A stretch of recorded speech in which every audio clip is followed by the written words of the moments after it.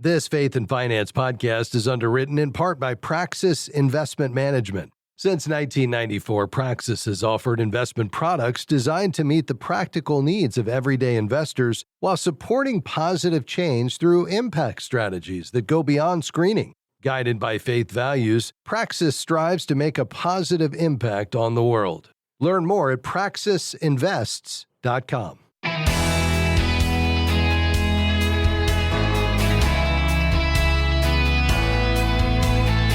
Exchange-traded funds, or ETFs, are rapidly growing in popularity, and not without cause. Hi, I'm Rob West. ETFs offer investors an easy, cost-efficient way to diversify their portfolios. But what are they, and what advantages do they offer over other investments? Deirdre Gibson joins us today to talk about ETFs and perhaps why you should consider putting some in your portfolio. And then it's on to your calls at 800-525-7000. That's 800-525-7000. This is Faith and Finance, biblical wisdom for your financial decisions.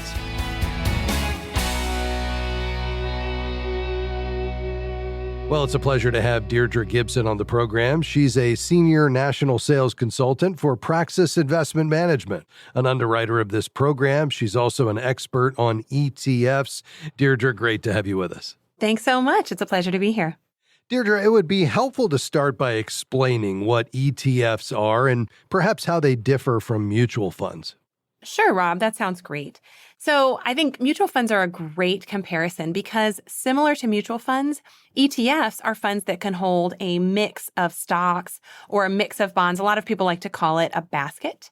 But there is some key differences, and they start with the fact that ETFs are bought and sold on an exchange, like the New York Stock Exchange. Yeah. So when you go into your brokerage account and buy a mutual fund, your order is sent directly to that fund manager. Whereas on the exchange, that means you can buy or sell ETF shares anytime during the day, just like a stock. And one reason that matters for investors is if the market is moving very quickly, you can make a quick decision to get in or out of your ETF holding. By contrast with mutual funds, you have to wait until the close of the day when the final prices for all of those underlying stocks or bonds are known and finalized. So on a day when the market makes big swings, that could be a big swing in the price that you pay or receive. Yeah, that's really helpful. And one of the reasons, of course, for their popularity, Deirdre, is that they're more tax efficient than mutual funds. I'd love for you to explain that idea as well. Sure. So when you buy shares of a mutual fund and you send your money to the fund manager, that fund manager has to use your cash to buy more shares of the underlying holdings. And when you sell your shares, they sell some of those underlying holdings in order to give you your money back. All of those stock purchases and stock sales are taxable events, and those taxes get passed on to the mutual fund shareholders. By contrast, when more shares of an ETF are needed on the stock exchange, they're put there by a third party that trades a basket of stock shares in exchange for a bunch of shares of the ETF. And those are considered like-for-like trades, and so they're not considered taxable events. And that allows ETF fund managers to pass along far fewer taxes to their shareholders. Yeah, that's really helpful. And again, one of the advantages of investing with exchange-traded funds. Now, how do they help an investor diversify and even reduce risk? That's an area where ETFs are very similar to mutual funds. By investing in many different stocks or bonds all at once, you can spread out your risk. So that means if one investment is losing values, another might do better, and that helps to balance out your overall portfolio. Yeah. This is especially true for ETFs that invest across broad market indices rather than in a single industry or sector. Yeah, and then there's something called liquidity, which is how easily you can access your funds. So how does liquidity and then even what's called trading volume, how does that impact the performance and even the pricing of these ETFs? That's a great question. And that's one of these areas where trading on the exchange makes a big difference. I want you to think about the opening of the stock exchange being like starting your car on a cold morning. So when it first opens, which is 9:30 a.m. Eastern Time, stock trading starts up, but it is slower. And this is also true in those last few minutes of the day as it's winding towards the close, which is at 4 p.m. So when many people are trading in an ETF or trading in its underlying holdings, it's easier to buy or sell it at a fair price. So that's one tip that ETF investors can use to get the best price for buying or selling your ETF. You want to try to avoid those first and last 10 minutes or so of the trading day. Yeah, that's really helpful. Well, we're talking ETFs today. That's exchange traded funds, a growing and popular investing tool that perhaps you should consider for your portfolio.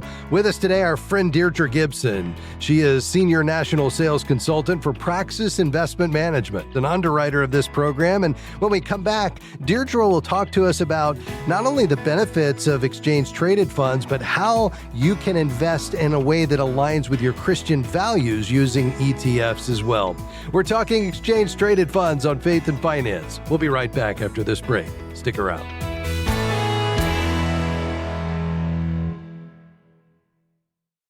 God has entrusted His finances to you, and we at FaithFi have designed our FaithFi app to help you live, give, owe, and grow with that perspective.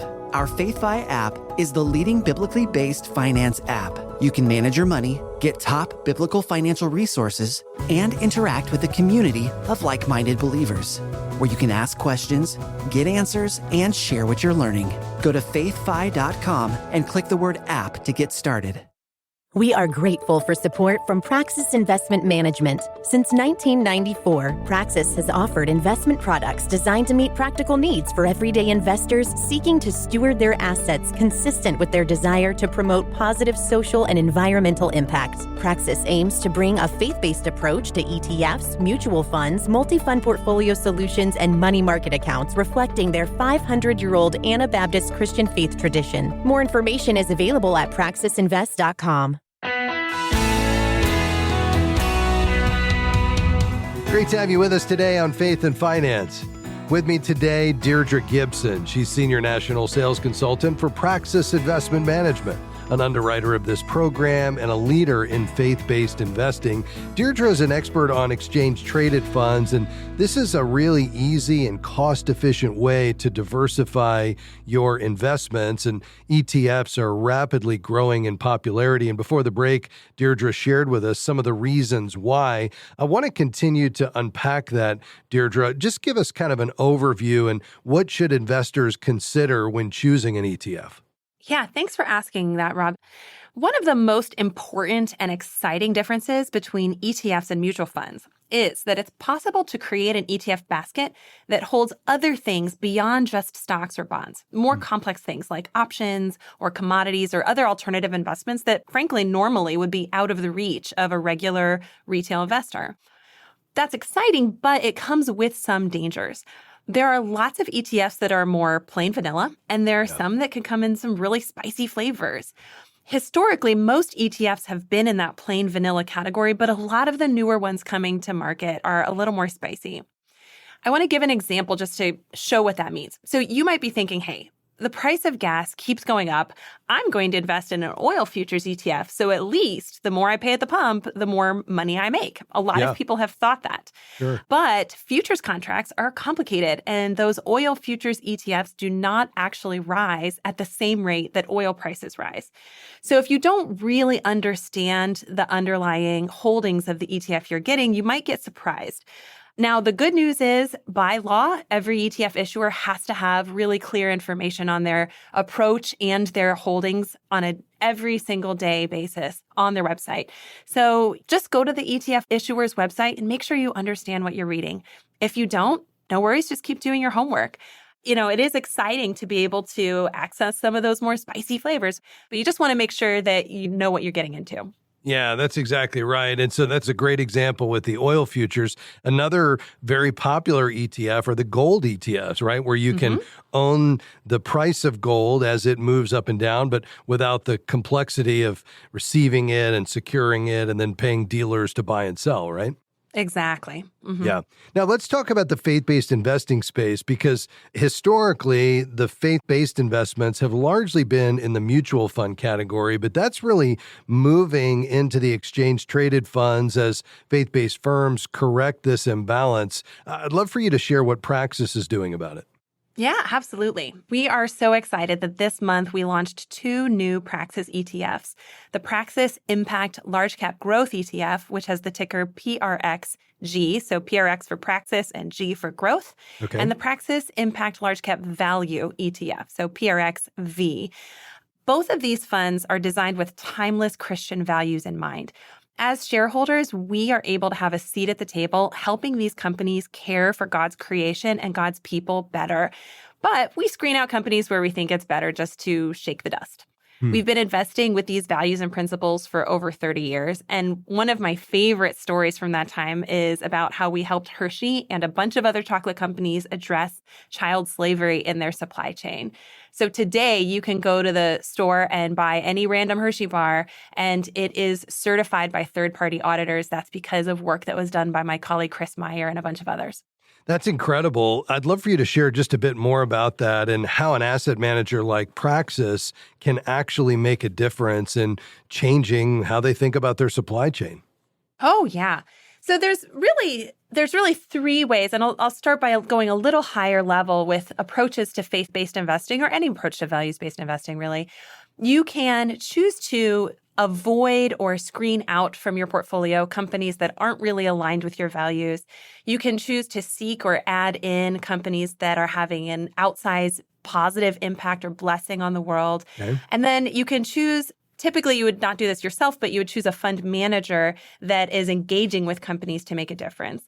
Most of the asset managers in the faith-based space really have a strength in one or more of these areas. Yeah. At Praxis, we think that we can have the greatest impact by really incorporating a lot of different approaches. So we do screen out some things, but then we look for other opportunities to change the world through the investments that we end up making. And having these company engagements is an important part of that. So with your colleague, Chris, that helped Hershey and these other chocolate companies address child slavery, was it really just pointing out that this existed? And was that the primary opportunity or some other way you engaged them? It starts off with that. Sometimes companies are aware and sometimes they are not aware of issues that might be happening deep in their supply chain. It often is a multi-year engagement where you build up trust over time and you are the subject matter expert bringing in information from the field. They also end up trusting us to bring information from other companies because you can't just always call up your competitor and say, hey, what are you doing about this? Sure. But if you can do, as we did, a multi-year engagement in partnership with other investors and working across multiple companies, you can lift all of the boats, so to speak, in an entire industry. Oh, that is so exciting. Now, I know you all focus on impact themes each year, and I love reading your impact report every year to see the incredible work that's being done. Is there one of those themes you could share for 2025? Oh, yes. So these engagements are multi-year engagements. And so we're adding a new theme this year that I see continuing for quite a while.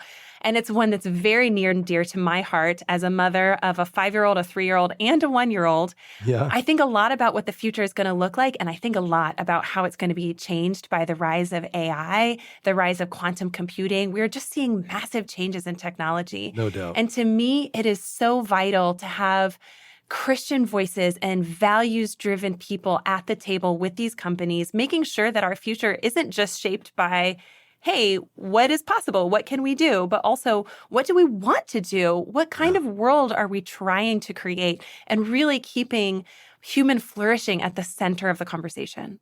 Well, and having Christian thought leaders at that place to have that conversation is so essential. Now, Deirdre, if somebody's listening today and they're not making their own investment decisions, but they work through an advisor and they're hearing about the great things that are being done at Praxis in the area of impact and engagement, even these 2 new ETFs that you've rolled out, how would you suggest they engage their advisor around this conversation if they don't have these types of investments in their portfolio right now?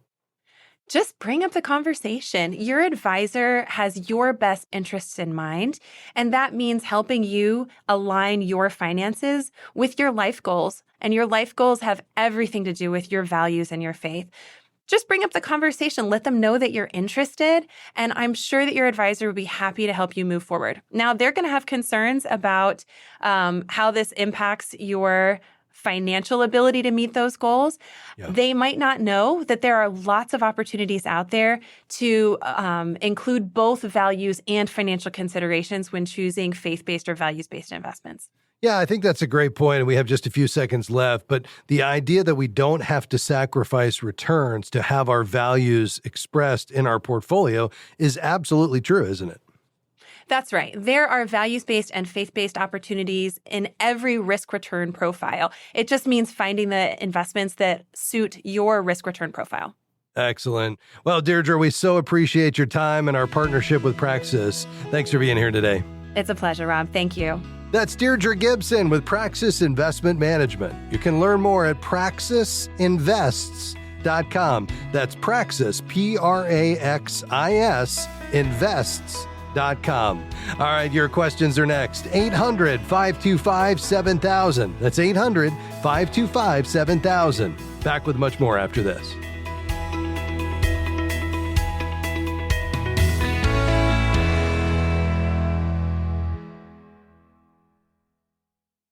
Are you overwhelmed by financial fear and anxiety? You're not alone. At FaithFi, we hear it every day. People weighed down by worries related to wealth and money. But financial anxiety isn't about the size of your bank account. It's about the condition of your heart. That's why we've created Look at the Sparrows, a 21-day devotional that'll help you find peace through Jesus' teachings. Replace your financial anxiety with peace today. Visit faithfi.com/sparrows and start your journey today. Jesus said, "Where your treasure is, there your heart will be also." Today, put your heart into something that makes an eternal impact. Heart for Lebanon is sharing the gospel and protecting girls from early marriage, child labor, and violence. Your gift of $114 helps reach 3 at-risk girls with hope and a brighter future. Give generously. Text FAITH to 98656. That's FAITH to 98656. Or visit faithfi.com/Lebanon.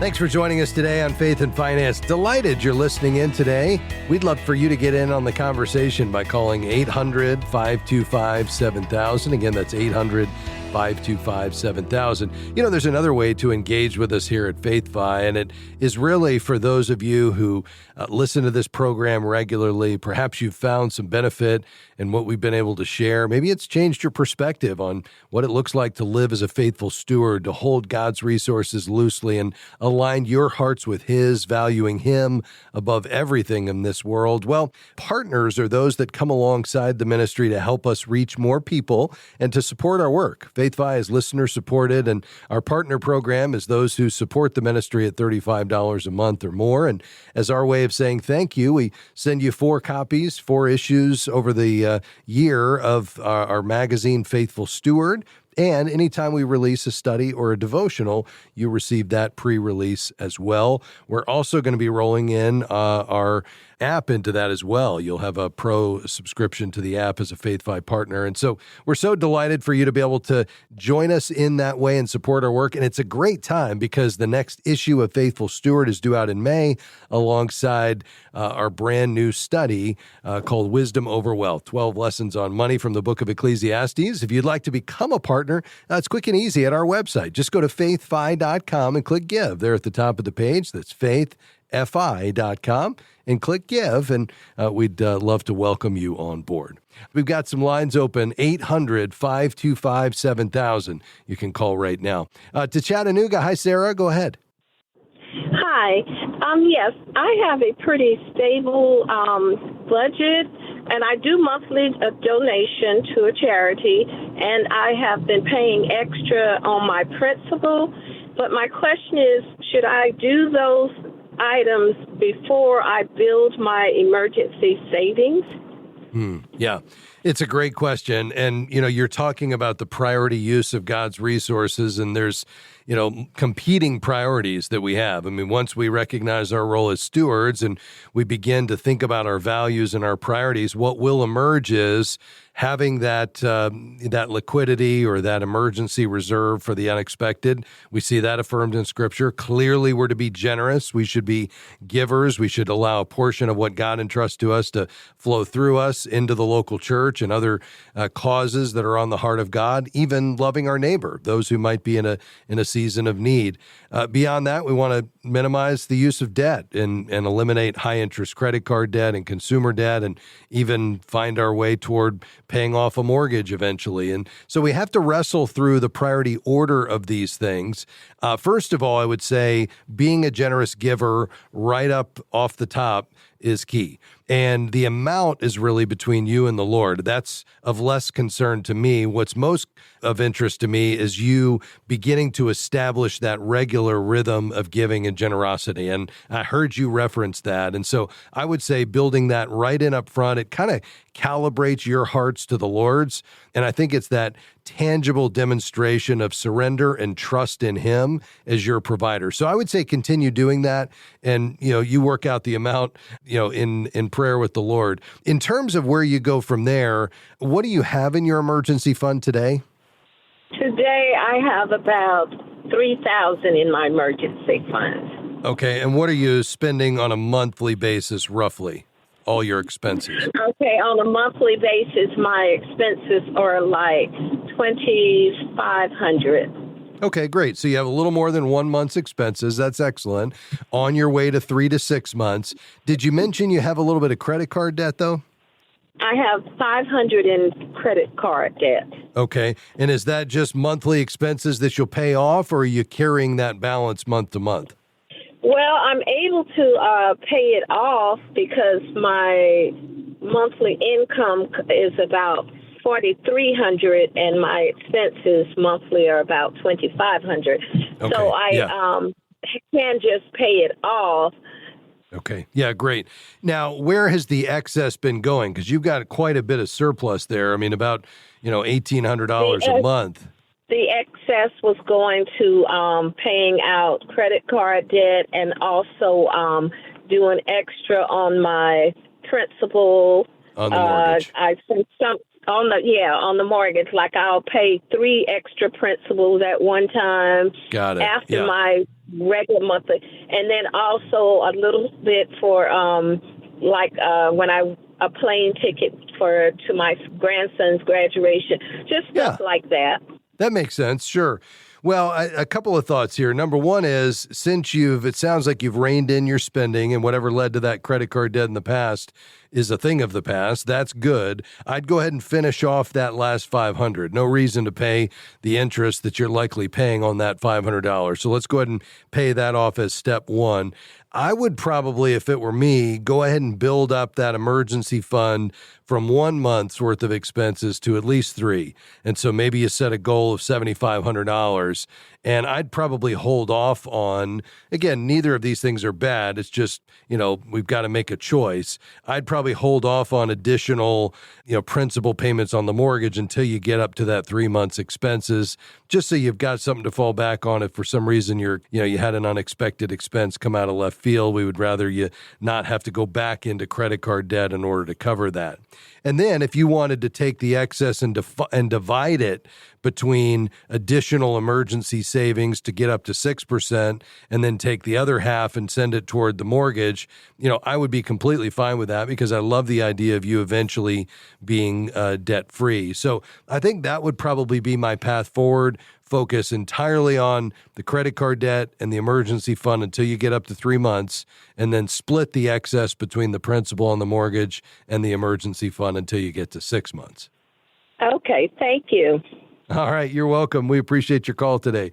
May the Lord bless you. Well, folks, we're nearing the end of the program today. As we think about applying God's wisdom to our financial decisions and choices, we want to look back to God's word, and here's what we will find.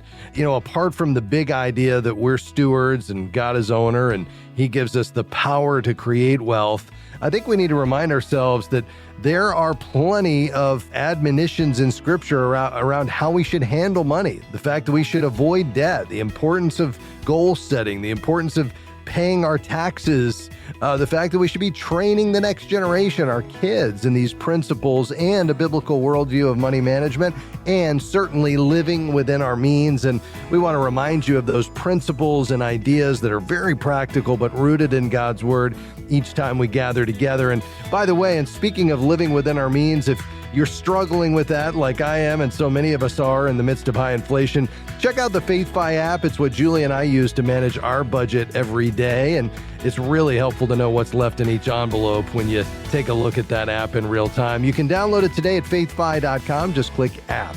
Well, folks, that's going to do it for us. A big thanks to my team today, Devin Patrick, Robert Youngblood, Jim Henry, and everybody here at FaithFi that makes this possible. You have a great day, and hope you'll come back and join us tomorrow. We'll see you then. Bye-bye. Faith and Finance is provided by FaithFi and listeners like you.